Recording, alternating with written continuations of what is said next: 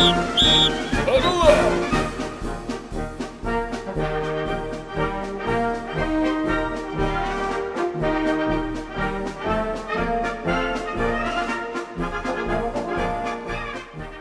Well, thanks again for joining us or stumbling upon this website, fairly new, thelibertyplaybook.com. I'm Crane, that's the Cowboy. We're talking a little politics right now.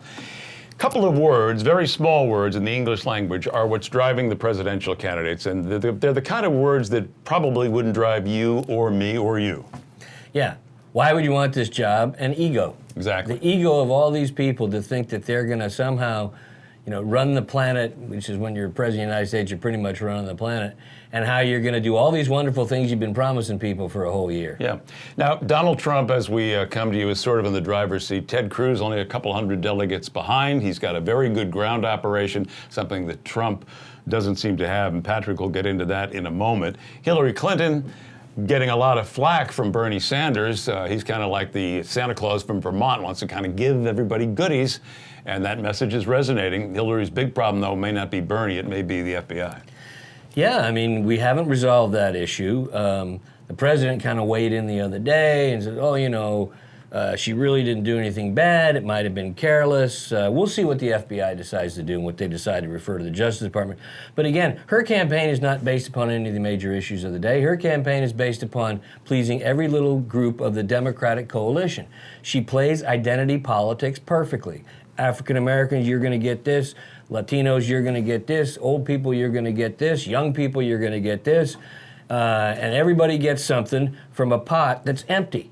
Bernie Sanders is going around, he's emptying the same pot, but you're going to get free college, you're going to get free health care, everything's going to be free, and you wonder who's going to pay for all this wonderful government largesse. And I think that even on the Republican side, they're not talking about it either. It's two insult comics going after each other, and that's certainly not going to fix the problems of the country. One of the big problems we have, one of the big problems that the next president will face, as the current one is facing, if you play the game with entitlement programs, you can pretty much get yourself up to close to $50,000 a year.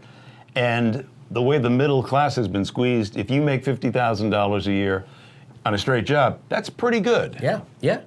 And what are we going to do with all these guys, a lot of white males particularly, and a lot of them have become Trump supporters, who lost their job. They had a good job. And they thought, another 10 years and I'm done and I've served my time and now I'm going to take my Social Security and whatever I've been able to put aside in my nest egg and retire. Not anymore. Those guys, all their nest eggs are gone. Their job is gone. The jobs they had are not likely to come back because the whole way we work in America is changing. So what do? You're right, they're falling back on the social network. But the social network can only hold so much. Eventually it starts to fray and it starts to come apart. So I'm starting to wonder who's planning for the future? Who's planning for the baby boomers that are retiring at 10,000 people a day? Who's going to take care of all the seniors we currently have? Who's going to take care of Medicare? Who's going to take care of health care? All of these things are coming, and we got candidates running around handing out goodies on one side and ripping each other apart on the other side. Donald Trump pays lip service to the idea of the trade deficit, protectionist trade, retaliatory tariffs, things like that. But outside of that, you're not hearing a lot about the economy. And we believe that that's going to be the biggest problem going forward. Here's why. If you just parachuted into the U.S. now and you said, wow, unemployment's 5%, pretty good. Oil prices, wow, $40. Big old war going over there in Syria, doesn't seem to move anything. Oil prices are steady. That's good, right? Stock market, still pretty high. It's had a tough year, but it's still pretty high. Inflation's not really an issue, but neither are wages. So you would think everything looks good, but why do we feel like it's so lousy? Why do we feel like we're still in a recession? On the surface, it looks nice. It's like, oh boy, it's a pretty little village. Well, it's like a Hollywood set. It's flat. Behind the Hollywood set is all the junk and all the crap that's out there that has to be dealt with. And nobody has a plan to look at these entitlement programs, understanding that with defense, entitlements, and mandated spending, that's about 75, almost 80% of the budget. So you're really only trying to mess with 20%. Those are fixed costs. And those costs are going to get worse over time. The other thing is you and I were talking about. When they first did Social Security, they put it at 65 because the average life expectancy for males was like 62. They figured they'd never have to pay a lot of this money. And you can't blame them because they didn't know all the technology was coming forward. But at that time, we had like in 1935, you had 12 workers supporting one retiree. That's very doable. Now we've got 3 supporting one retiree, soon to go to 2, soon to go to 1. It's the same thing the Japanese are facing. Aging population, they've whacked their middle class, and the young people don't have any jobs. I don't know how this all gets put together so a happy, bright future for everybody. And we got candidates that are running around the country. Nobody is talking about this. So Mr. or Ms. President-elect, January 20th comes, have a nice speech, enjoy all those inaugural balls, have a good time. But January 21st, you're going to have to deal with this economy. And it's kind of a stealth economy. What do I mean by that? Well, I'm not sure I believe the numbers, like unemployment 5% when you said 27 million people are out of the workforce. They've just given up. Yeah. We don't have the good jobs. We don't have the manufacturing jobs. The unions have priced themselves out of the market. Healthcare, which used to be a corporate goodie and a given and was affordable, is astronomical. It still is. We have the immigration problem. Some people believe they're immigrants or illegal immigrants are taking jobs from Americans. You can go both sides in that argument. But this next president has to deal with that economy, has to deal with what could be a coming recession. You want to rebuild the military, that's going to cost you zillions. You got to fight ISIS, that's going to cost some money, whatever else pops up. And we also have to rebuild the infrastructure. Have a nice 4 years. Yeah, it's like congratulations, you just won the presidency, and it's also condolences, you just won the presidency. Right. Because whatever party it is, the problems aren't going to, it's not like the problems go, oh, you're a Democrat, oh, you have a different set of problems, or you're a Republican, you got a different set of problems. And that's something we've gotten away from in this country. It used to be the guy became president and said, all right, a little bit of a honeymoon, we're going to give you a shot to do some things. There is no honeymoon anymore. They'll go after him from day one or her from day one, and all the major problems will once again get pushed aside. From what I like to call, they operate under the Scarlett O'Hara theory of government. And what that means is... Tomorrow is another day. All you got to do is see the end of Gone with the Wind when Rhett goes out the door and says, frankly, Scarlett, I don't give a damn. And she's all, my gosh, what am I going to do? And she goes, well, I'll worry about tomorrow because tomorrow's another day. And that's how our government operates. It operates on this theory. Keep pushing the problems off, and we'll get to it. But you know something? That's the same thing people do in their lives. Well, I'll get healthy. I'm going to start working out. I'm going to do this. And then all of a sudden you go to the doctor and he says, you've got to have a quadruple bypass. Why? Well, because all those things you put off are now coming to hurt you. Right. And it's the same thing. We got a country that needs a quadruple bypass. Yeah, and let's give you a little perspective. Donald Trump, if you hear him, he talks about, well, we're going to take a business approach to things, business, free market, et cetera, et cetera. Now, I grew up in New York, so I know a little bit about Donald Trump's world. You grew up out here, but you worked in Washington, so you know a little bit about the world that Donald Trump doesn't know is going to hit him like a 500-pound refrigerator on his head. He has no idea. I worked with people. The guy who was he was an appointee above me at the head of General Services Administration, came in, we're going to run it like a business. You should have seen the bureaucrats around the table. And I think I told you what they call themselves. They call themselves the Weebies. These are the professional civil servants. I never forget, they gave me a reception in my department. I was the head of public affairs. I got a big office, and a fella comes in, and I hadn't seen him yet. He goes, I want to introduce myself. I'm one of your staff. I said, oh, pleasure to meet you. And he says, I'm a member of the Weebies. And I said, what's a Weebie?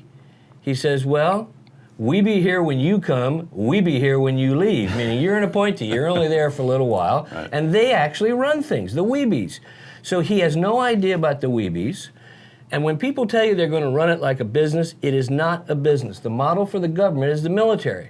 The whole, GS, you're a GS-15 or you're a this, that's an officer corps and enlisted people. And that's how it operates. You get the leave, you get everything else, and that's how the government has no relationship at all to any kind of business, because I could walk in as an appointee, right? I'm a head of a department. Well, if I was a head of a department in a corporation and I came in and I saw a bunch of deadbeats, I'd say, you two are fired. Go in the government, you can't do anything. First of all, if you mess with them, the Weebie says, I'm filing a grievance against you. So the system is just all cluttered up. It's sclerotic. You spent 4 years in timeout. Yeah, I spent 4 years just moving paper, So, but you can't come in and say you're going to run it like a business, because it's not a business. Well, Barack Obama came in, whether you like him or you don't like him. Hope and change were those two buzzwords. I don't think we have a lot of hope. And I don't see how much change we've really seen, except for the fact that we have Obamacare. We still have the war that he said he was going to end. But we're not going to pick on the incumbent now. But I will say this. What Barack Obama did, I think, with these executive orders is kind of turn people off to the process. He doesn't even give Congress a chance to be proactive. And all of a sudden, people are realizing, under this administration for 8 years, things have not gotten better. They've really gotten worse. The white male reference that you had. And that's why Donald Trump resonated. The problem is, I think people are finding the emperor has no clothes. He doesn't really have a plan for all the things he's hoping to fix. Yeah. And you can have a plan, but it's like the NFL coach who's got his little plastic sheet, right? And he says, all right, these are the first 10 plays we're going to run, and you get the kickoff, and your guy fumbles at the 2-yard line, and they score. All of a sudden, your game plan goes right out the window. Right. You have to completely adjust. The other thing is that I notice about all the candidates is the plans are not even realistic. There's nobody coming to the American people, and I know nobody wants to, give bad news. They like to give bad news about the guy before you. But the real news is, America right now needs a good dose of castor oil. Because not castor oil. Castor oil because, nothing's moving. And Mama always used to give you castor oil to make sure things are moving through your system. Right. But it needs to get a reality check. Somebody's got to slap this country around and say, here's the real truth.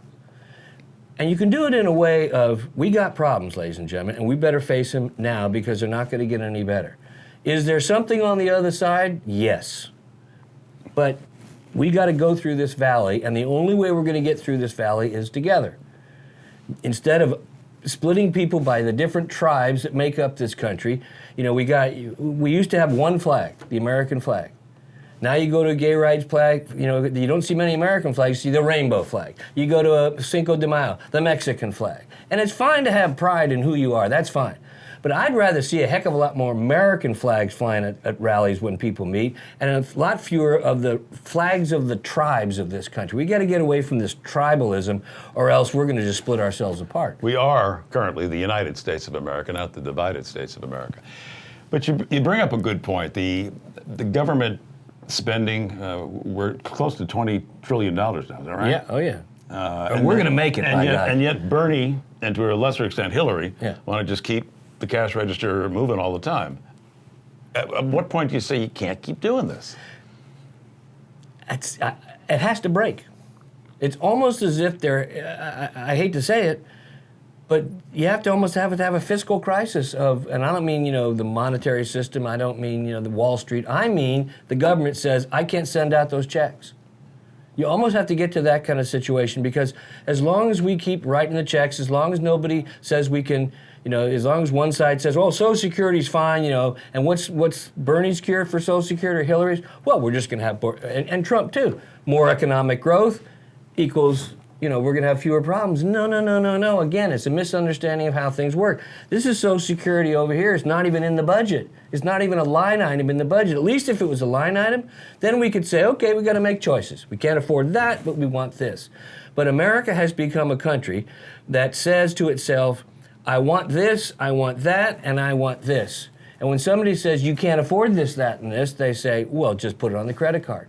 The problem is we keep the credit card, we keep asking for a credit limit increase with our debt limit increase every 6 months, and nobody wants to talk about addressing the debt. Well, eventually the guys holding your paper, who are speaking Mandarin, might say, time to pay up. Then what do we do? That's been a big concern for a while. Donald Trump, of course, will just say, well, we want to level the playing field. We will just raise the tariffs on goods coming in. So that nice $20 jacket you bought at Walmart last year, it's going to be $35 next week. Yeah. And that's if you're lucky. Right. It'll be 35. Right. And Donald Trump also says, we're going to start making computers in America again, those Apple computers. No, we're not. Most people, even people who are working people who might not be as educated or might not have enough, read the Wall Street Journal, they know those aren't going to be built here because they know their iPhone is cheap and their computer's cheap because it's being made by some guy, across the drink who's making $2 a week. See, that's the interesting thing about the liberal media. Apple is probably the most vaunted company in America in the left's eyes because, they give us the iPhone and they made our lives so much easier, et cetera, et cetera. Well, The environmental laws that they're breaking in China would make your head spin. You couldn't do it here. What they pay their workers, let alone no fringe benefits, you couldn't do here. So that, I guess, before you get the deal from the phone company, that's a $600 iPhone. It would probably be a $6,000 iPhone here, easy. Yeah. So only very rich people would have them. Well, it's also like, just look at something as steel. When they built the New Bay Bridge, I think I told you this, that we needed a big piece of steel because I was working, one of my departments was Caltrans. There was not one fabricating plant in the United States, including in the old steel belt back in Pennsylvania. There's not one steel company that could bid, American. They didn't have the wherewithal to build this big thing. So we bought it from China. Well, you're going to buy it from the other guy, you better be prepared for problems and mistakes. And that's exactly what happened. So that's why the Bay Bridge is having all these problems. But if you look at the infrastructure needs of this country, we might be able to put some of those guys back to work. Maybe we would make a little more steel. Maybe we would make a few more things. But certain things we're just not going to do. Cheap clothing is cheap clothing. Right. Well, I mean, we do have textiles down south, but we don't have like I have in Sri Lanka or somewhere like that. Exactly. Well, here's the other issue. The environmentalists, the regulators, how many refineries could we use in California? Plenty, right? We got 2 or 3. Yeah. That's why the gas prices are so high here. Yep. There are places Detroit would be a great example. I mean, Flint, Michigan, there's a very hard scrabble, long time down local economies. They could use refineries. They could use a steel plant. They could use all sorts of things. But nobody's building them because it's either cheaper over there or the regulations make it so expensive or they just won't be allowed, period. Well, and also we're kind of a victim of our own success. We wanted to raise the standard of living around the world, and we have. And politically, because of America's strength during the Cold War, we knocked over the Russians, the communism, I should say. Nixon goes to China in '71. We're now, 40 years past that, and look where the world is. 45 years from Nixon's going to China, and the Chinese are kicking everybody's rear end. They have consumer goods. The people want cars. They want 50-inch HD TVs just like Americans want. They want vacations. They want all this stuff. They got McDonald's. Yeah, so actually capitalism has been a raging success. The problem is there's dislocations, and those dislocations have to be dealt with. But they're not going to be dealt with by screaming at the other guy and saying, hey, we're going to put a tariff on you. What good does that do? And by the way, I'd like to introduce Mr. Trump to a couple of fellows, Mr. Smoot and Mr. Hawley. Now, they're dead, but the Smoot-Hawley tariffs accelerated the Great Depression and really dug it in deep. So we're going to punish some other country by slapping a tariff. I always like this when I hear this because don't you know that the opposition gets a vote? So they're going to do something retaliatory against you. So all this nonsense about flexing your muscles, we're going to be tough and we're going to start making iPhones here is a lot of nonsense. Yeah. And the other problem with the government spending, of course, is that you've referenced Social Security before. A doctor once told me that the best thing that ever happened to the American people is the worst thing that ever happened to the government. And that's we got people to stop smoking for the most part. Yeah. And that raised the life expectancy up way past what FDR and his guys thought was going to come for Social Security. So they ran out of money. They've already raided the trust fund. So again, it's like a big overdraft account. Oh, yeah. And and we keep, slipping in IOUs all the time. The other thing is with Social Security, although it's a separate fund, the disability. Disability claims are through the roof. And the old claim for disability, the number one claim used to be back injuries. It's a soft tissue injury. It's tough for a doctor to say, well, yeah, you can't do this, you can't do that. The number one cause for people trying now is depression. Even tougher to diagnose, but they're depressed. They don't have a job. They haven't been working for 5 weeks. Imagine, again, take that 55-year-old fellow we're talking about. All of a sudden, he gets on disability. Now, that's basically his Social Security. Well, now he gets to 65, he's got Social Security and Medicare. And I think also, after a couple years on disability, you do start to get Medicare. So now we're overburdening these systems. So a guy gets Medicare, disability, as you said earlier, food stamps. You start racking up all these different things. And most of them are tax-free, so the government's not getting any payback. Exactly. And if you're renting, your rent's what? You're living your life, and that's it. We've got to get people back, not just back to work physically, we got to get them back to work spiritually and back to work into the country of feeling that it's worth something. I think a lot of people just giving up and watching TV with their 48 channels. So we're following news of the day as it happens for you, and of course the political campaign. We'll be walking down that road. We hope to be at the Republican convention in July, reporting for you as well. So for now, thank you for joining us here on the LibertyPlaybook.com. I'm Ed Crane. And I'm Patrick Dorrance from The Cowboy.